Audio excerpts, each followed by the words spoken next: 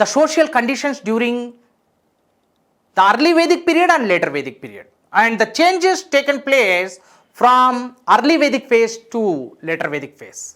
Let us discuss. So Vedic culture is broadly classified into two parts, early Vedic and later Vedic. So early Vedic culture is lasted from about 1500 to 1000 BC, and later Vedic culture from 1000 to 600 BC.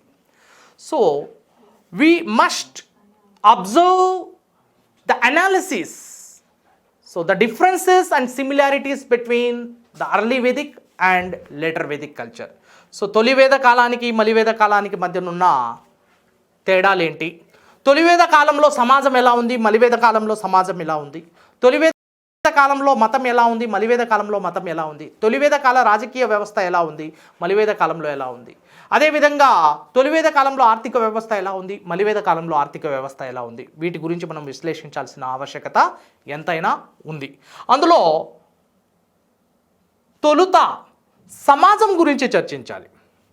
మనం గుర్తుంచుకోవాల్సిన ప్రధాన అంశం ఏంటంటే, ఏ దేశ లేదా ఏ ప్రాంత సమాజమైనా, ఆర్థిక వ్యవస్థ అయినా, వాటి యొక్క రాజకీయ వ్యవస్థ అయినా, మత పరిస్థితులైనా, అక్కడున్న భౌగోళిక పరిస్థితుల యొక్క ప్రభావంచే ప్రభావితమవుతుంది, ప్రేరేపించబడుతుంది అనేది విశ్వజనీన సత్యం. This is a universal truth. Any nation economy, polity, society and religion is influenced by the geographical conditions. So ఏ దేశ ఆర్థిక వ్యవస్థ కావచ్చు, రాజకీయ వ్యవస్థ కావచ్చు, మత మరియు సామాజిక అంశాలు కావచ్చు, ఆ దేశం ఆ ప్రాంతం యొక్క భౌగోళిక అంశాల మీద ఆధారపడి ఉంటుంది. భౌగోళిక అంశాల మీద ఆధారపడి ఉంటుంది. అందుకే మనం ఇక్కడ భౌగోళికంగా సమూలమైన మార్పులు చోటు చేసుకుంటున్నాయి. ఇక్కడ తొలివేద కాలంలో ఆర్యులు ఎక్కడున్నారు? తొలివేద కాలంలో క్రీస్తు పూర్వం 1500 నుండి 1000 వరకు ఆర్యుల యొక్క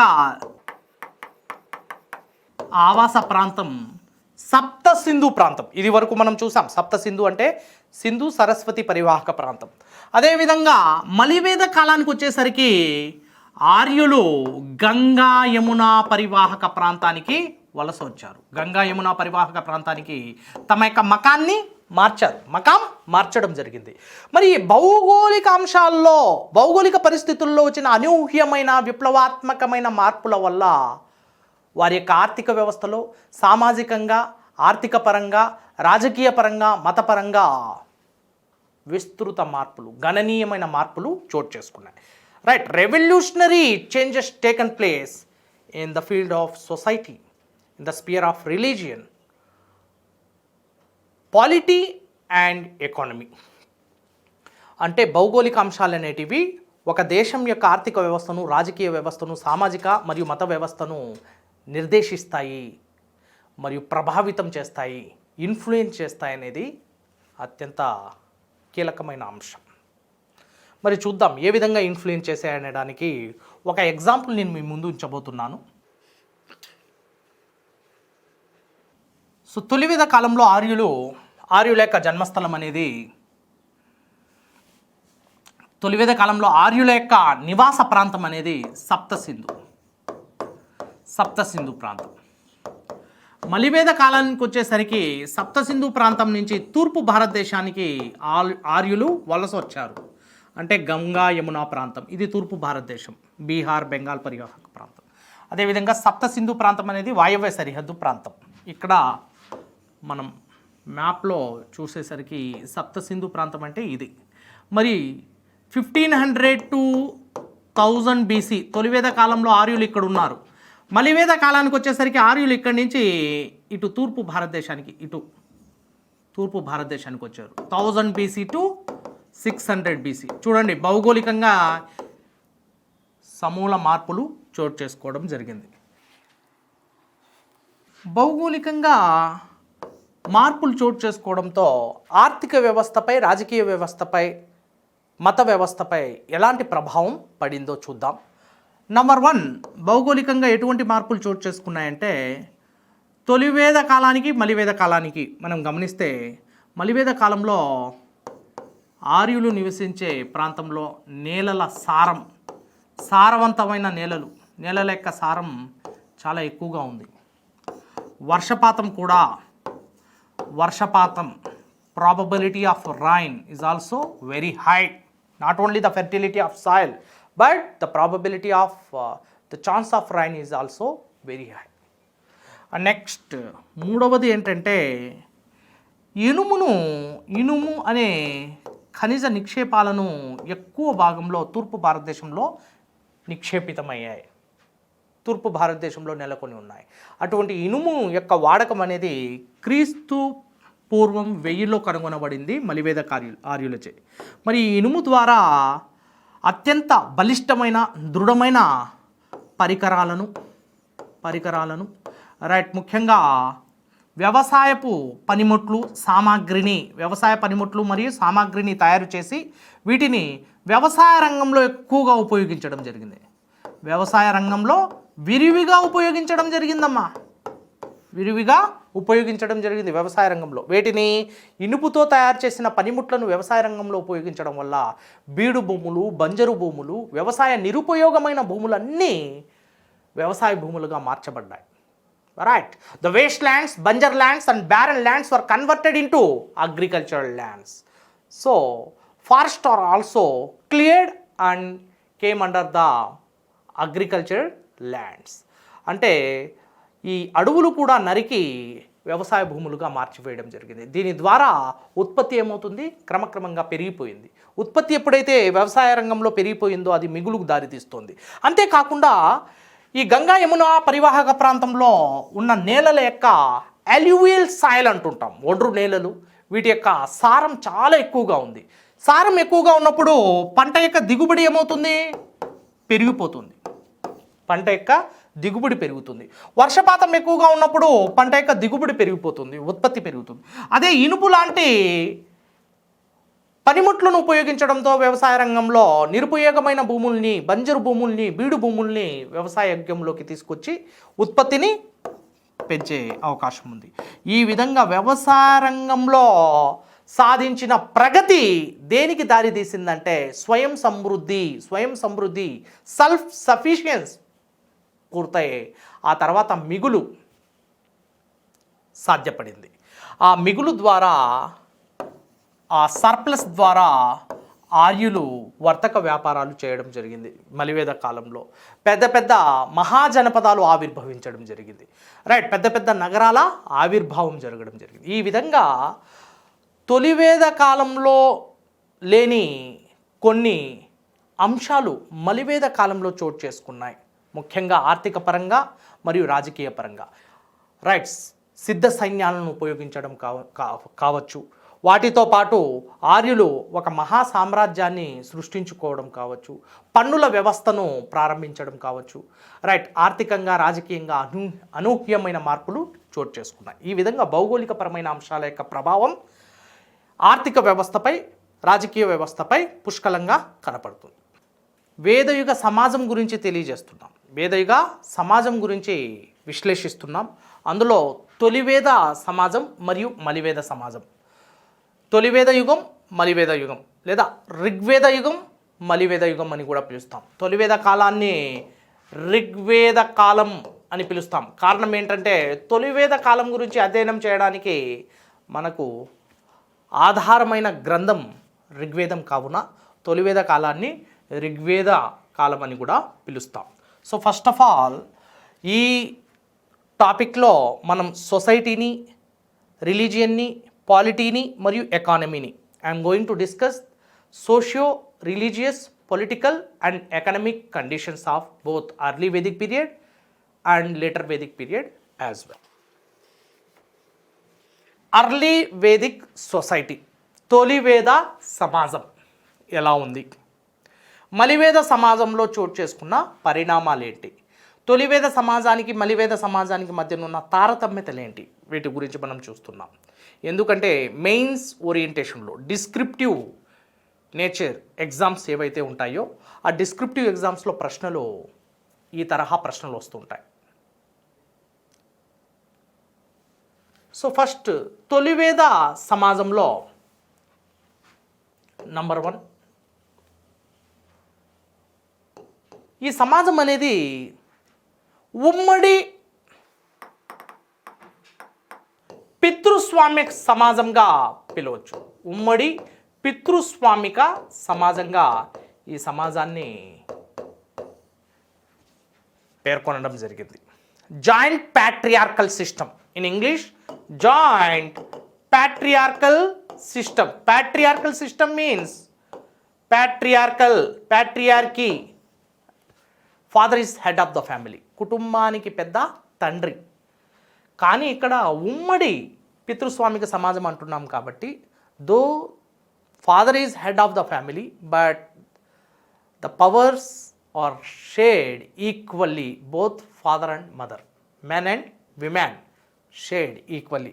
అంటే అధికారాలు అనేటివి నిర్ణయం తీసుకున్న దాంట్లో పాత్ర, డెసిషన్ మేకింగ్లో, వీటన్నింటిలో కేవలం తండ్రికి మాత్రమే అధికారాలు లేవు, తండ్రి చేతుల్లోనే కేంద్రీకరించబడలేదు. రైట్, ఇవి వికేంద్రీకరించబడ్డాయి. Decentralised nature, both man and women had equal rights, called joint patriarchal system or ఉమ్మడి పితృస్వామిక సమాజం అని పిలుస్తాం. ఉమ్మడి పితృస్వామిక సమాజం అని పిలుస్తాం. అదే లేటర్ వేదిక్ పీరియడ్కి వచ్చేసరికి this is purely patriarchal society, purely patriarchy. మనం సింధు సమాజంలో చూసాం మ్యాట్రియార్కల్ సిస్టమ్, అది మాతృస్వామ్య సిద్ధాంతాలపై, మాతృస్వామ్య లక్షణాలపై ఆధారపడి ఉంది according to sir John Marshall's view. But ఇక్కడ తొలివేద కాలంలో జాయింట్ ప్యాట్రియార్కల్ సిస్టమ్, మలివేద కాలంలోకి వచ్చేసరికి ప్యాట్రియార్కల్ సిస్టమ్, ప్యూర్ ప్యాట్రియార్కల్ సిస్టంగా, పరిశుద్ధమైన పితృస్వామ్య వ్యవస్థగా ప్రారంభమైంది. అంటే ఇక్కడ women lost her priority, women was subordinate to man and man enjoyed the powerful position. Father is head of the family. తండ్రి అనేవాడు కుటుంబానికి పెద్ద అయ్యాడు, మరియు తండ్రి అధికారాన్ని తన చేతుల్లో పెట్టుకున్నాడు. స్త్రీ యొక్క స్థానం పూర్తిగా దిగజార్చబడింది. స్త్రీ తన యొక్క గౌరవప్రదమైన స్థానాన్ని, ఉనికిని కోల్పోయింది. Women was subordinate to man. ఈ విధంగా ఈ ఉమ్మడి పితృస్వామ్య సమాజం అనేది ప్యూర్ ప్యాట్రియార్కల్ సొసైటీగా, ఒక శుద్ధమైన పితృస్వామిక సమాజంగా ప్రారంభమైంది. మరి ఇందులో రెండవ అంశం ఏంటంటే ఇది క్లాస్ బేస్డ్ సొసైటీనా, కాస్ట్ బేస్డ్ సొసైటీనా అనే విషయానికి వస్తే early Vedic society is purely class based society, వర్గ ప్రాతిపదిక లేదా వర్ణ ప్రాతిపదిక సమాజంగా చెప్పుకోవచ్చు. వర్ణ ప్రాతిపదిక సమాజం, వర్ణాన్ని ఆధారంగా చేసుకొని తొలివేద సమాజం యొక్క విభజన జరిగింది. Society was initially comprised of 2 main divisions based on the skin tone. శరీరం యొక్క వర్ణాన్ని ఆధారంగా చేసుకొని సమాజం 2 భాగాలుగా విభజించబడింది. అదేంటంటే శ్వేతవర్ణ అండ్ కృష్ణవర్ణ. శ్వేతవర్ణం మరియు కృష్ణవర్ణం. శ్వేతవర్ణ means the one who has white skin tone, while the one who has black skin tone called కృష్ణవర్ణ. శ్వేతవర్ణం అంటే తెల్లని రంగును కలిగి ఉన్నవాడిని శ్వేతవర్ణీయులు అంటాం. నల్లని వర్ణాన్ని కలిగి ఉన్నవారిని కృష్ణవర్ణీయులు అంటారు. ఆర్యులు తమను తాము శ్వేత జాతీయులుగా, శ్వేతవర్ణీయులుగా ప్రకటించుకోవడం జరిగింది. అనార్యులైన తెగలందరినీ కృష్ణవర్ణీయులుగా ప్రకటించడం జరిగింది. కృష్ణవర్ణీయులు అంటే నల్లని చర్మాన్ని కలిగినవాడు, నలుపు నారాయణుడు మెచ్చు అంటుంది. అంటే తొలివేద కాలంలోని తొలి దశలో the earliest face of the early Vedic culture, the first phase of the early Vedic culture. So the society was comprised of 2 sects or two divisions. What are they? Two varnas, Svetavarna and Krishnavarna. Okay, అయితే early Vedic పీరియడ్లో రెండవ దశలో the second phase of ఆ second half of the early Vedic period, తొలి వేద కాలంలో రెండవ దశలో ఎటువంటి మార్పులు చోటు చేసుకున్నాయంటే వృత్తుల ఆధారంగా 4 వర్ణాలు ఆవిర్భవించాయి.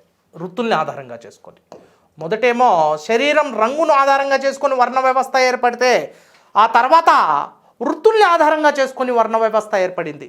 ఆ వర్ణ వ్యవస్థ ఏంటంటే బ్రాహ్మణ, క్షత్రియ, వైశ్య మరియు శూద్ర.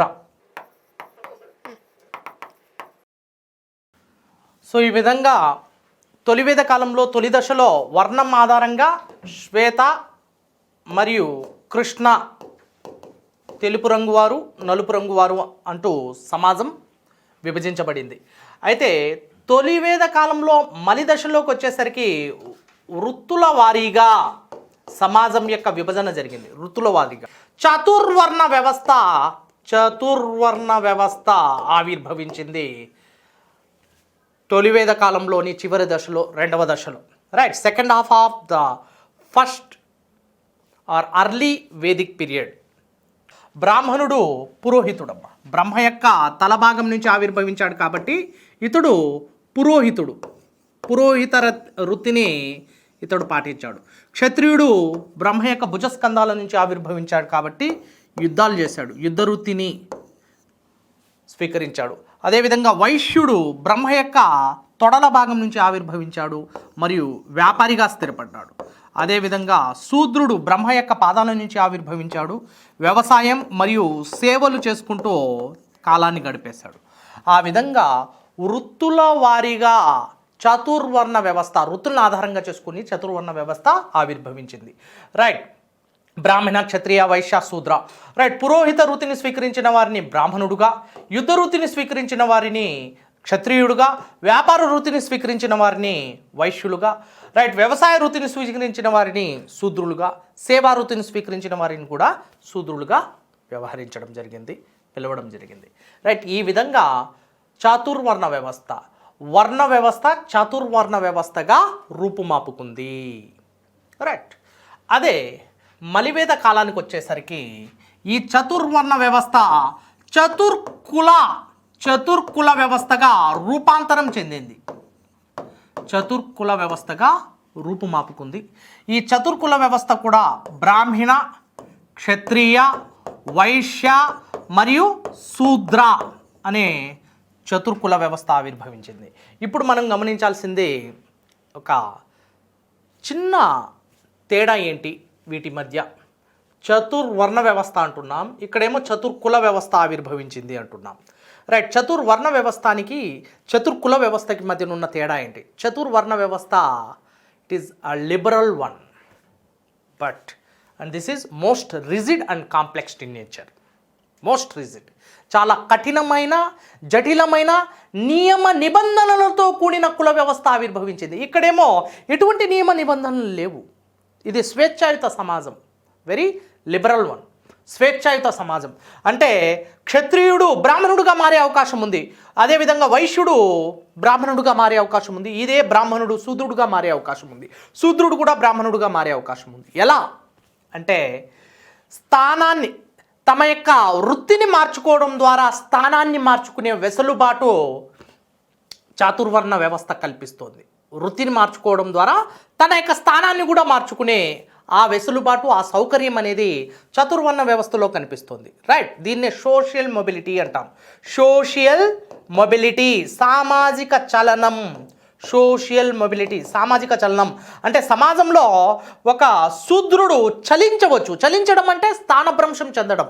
అంటే ఒక శూద్రుడు బ్రాహ్మణుడుగా మారే అవకాశం ఉంటుంది. ఎందుకు, ఎలా అంటే ఇతడు చేసే వ్యవసాయాన్ని వదిలి పౌరోహిత్య మార్గాన్ని చేపడితే అతడు బ్రాహ్మణుడుగా మారచ్చు.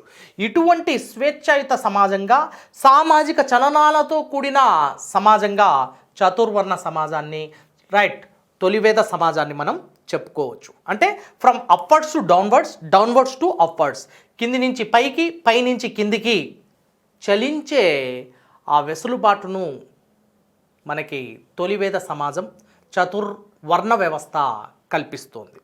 రైట్. అదే మలివేద కాలానికి వచ్చేసరికి ఇది many restrictions were imposed. It became more complex and rigid. ఎలా ఇది చాలా కఠినంగా జటిలంగా పరిణమించిందో మనం చూద్దాం. సామాజిక చలనాలు అనేటివి సోషల్ మొబిలిటీ స్ట్రిక్ట్లీ ప్రొహిబిటెడ్. సామాజిక చలనాలు అనేటివి పైనుంచి కిందికి కానివ్వండి, కింది నుంచి పైకి కానివ్వండి, రైట్, ఒక శూద్రుడు బ్రాహ్మణుడుగా మారే అవకాశం, బ్రాహ్మణుడు వైశ్యుడుగా మారే అవకాశం, ఈ విధమైన సామాజిక చలనాలు నిషేధించబడ్డాయి, పూర్తి స్థాయిలో నిషేధించబడ్డాయి. నెక్స్ట్, ఈ చతుర్కుల వ్యవస్థలో రక్తాన్ని పవిత్రతను ఆపాదించడానికి, కుల వ్యవస్థను రక్షించడానికి, రక్తాన్ని పవిత్రతను ఆపాదించడానికి, కుల వ్యవస్థను పటిష్టంగా అమలు చేయడానికి, for strengthening the cost system efficiently and effectively, many restrictions were imposed and new customs and systems were introduced in the society. What are the new customs? Like ఆశ్రమ ధర్మాలు అనే కొత్త పద్ధతులను ప్రవేశపెట్టారు మలివేద కాలంలో. ఈ ఆశ్రమ ధర్మాలు ఏంటంటే, రైట్, బ్రహ్మచర్యం, లిటరేచర్లో మనం డిస్కస్ చేసాం, వేదిక లిటరేచర్లో బ్రహ్మచర్యం, గృహస్థం, వానప్రస్థం అండ్ సన్యాసాశ్రమం. ఐతరేయ బ్రాహ్మణంలో మరియు జాబలోపనిషత్లో ఈ 4 ఆశ్రమ ధర్మాలు అనేటివి వివరించబడ్డాయి. ఐతరేయ బ్రాహ్మణంలో పై 3, జాబలోపనిషత్తులో పై ఈ 4 ఆశ్రమ ధర్మాలు. అంటే బ్రహ్మచర్యం అంటే స్టూడెంట్ లైఫ్, గృహస్థం అంటే life of house holder, family man, and వానప్రస్థం అంటే ఫారెస్ట్ లైఫ్, అటవీ ప్రాంతంలో నివసించి తపస్సు చేయడం, సన్యాసం అంటే పూర్తి స్థాయిలో అడవులకే పరిమితం కావడం, పూర్తి సన్యాసం తీసుకోవడం. ఈ విధంగా కుటుంబ బంధాలను, సామాజిక బంధాలను, ప్రపంచ బంధాలను పూర్తిగా విడనాడడం, దీన్నే సన్యాసం అంటుంటాం. ఈ 4 ఆశ్రమ ధర్మాలను పటిష్టంగా అమలు చేసి కుల వ్యవస్థను బలోపేతం చేయడానికి ఇటువంటి సాంప్రదాయాలను ప్రవేశపెట్టడం జరిగింది. అంతేకాకుండా రక్తానికి పవిత్రతను ఆపాదిస్తున్నారు. Right, sanctity to the blood and the progenitor head of the male lineage. మన యొక్క వంశం మూల పురుషుడు ఉంటాడు, ప్రతి వంశానికి ఒక మూల పురుషుడు ఉంటాడు. రైట్, శాతవాహన వంశానికి శాతవాహనుడు అనే మూల పురుషుడు ఉన్నాడు. ఆ విధంగా ఆ మూల పురుషుల యొక్క పేరును ప్రస్తావించే క్రమాన్ని ఏమని పిలుస్తామంటే గోత్రా విధానం అంటాం. గోత్రా విధానం అంటే వంశానికి మూల పురుషుడు ఉంటాడు, ఆ మూల పురుషుడి యొక్క పేరును ప్రస్తావిస్తూ వచ్చే క్రమాన్నే గోత్రా విధానం అంటాం. రైట్, శాతకర్ణి 1, మొదటి శాతకర్ణి, రెండవ శాతకర్ణి, ఇలా గౌతమిపుత్ర శాతకర్ణి, ఇలా శాతకర్ణి అనే ఆ వంశ మూల పురుషుడి యొక్క పేరును ప్రస్తావించే క్రమాన్నే గోత్రా విధానం అంటాం. రైట్, అటువంటి గోత్రా విధానాన్ని ఈ కుల వ్యవస్థలో ప్రవేశపెట్టి కుల వ్యవస్థను మరింత కఠినంగా జటిలంగా మార్చి కుల వ్యవస్థ యొక్క రూపురేఖల్ని కఠినతరం చేయడం జరిగింది. So these kind of restrictions were imposed on the cost system and social mobility is not allowed, strictly prohibited and untouchability is introduce. Untouchability అంటే అంటరానితనం. ఒకవేళ ఒక బ్రాహ్మణ, క్షత్రియ, వైశ్య, శూద్రులో వీరు తమ యొక్క పరిధిని దాటి కులాంతర వివాహాలు చేసుకున్నప్పుడు జన్మించే సంతానాన్ని అంటరాని వారిగా చిత్రీకరించారు. Untouchability, first time untouchability and the evidences of cost system is taken from పురుష సూక్తం. ఋగ్వేదంలోని 10వ మండలమైన పురుష సూక్తం అనేది ఋగ్వేద కాలం అనంతరం రాయబడింది. ఋగ్వేద కాలం అనంతరం ఋగ్వేదానికి జత చేయబడింది పురుష సూక్తం, ఋగ్వేదంలోని 10వ మండలం. ఇందులో కుల వ్యవస్థకు సంబంధించిన ఆనవాళ్ళు, అదేవిధంగా అంటరానితనానికి సంబంధించిన సాక్ష్యాధారాలు కనిపిస్తున్నాయి మనకి. రైట్, ఈ విధంగా వర్ణ వ్యవస్థ, తొలివేద కాలంలో తొలి దశలో ఉన్న వర్ణ వ్యవస్థ, శరీరం రంగును ఆధారంగా చేసుకున్న వర్ణ వ్యవస్థ చతుర్వర్ణ వ్యవస్థగా తొలివేద కాలంలోని మలిదశలో కనపడుతుంది. ఆ చతుర్వర్ణ వ్యవస్థ మలివేద కాలానికి వచ్చేసరికి చతుర్కుల వ్యవస్థగా ఆవిర్భవించి కఠినమైన జటిలమైన నియమ నిబంధనలతో కూడిన సమాజం ఆవిర్భవిస్తుంది. స్వేచ్ఛాయుత సమాజం అనేది తన ఉనికిని కోల్పోతుంది మలివేద కాలంలో.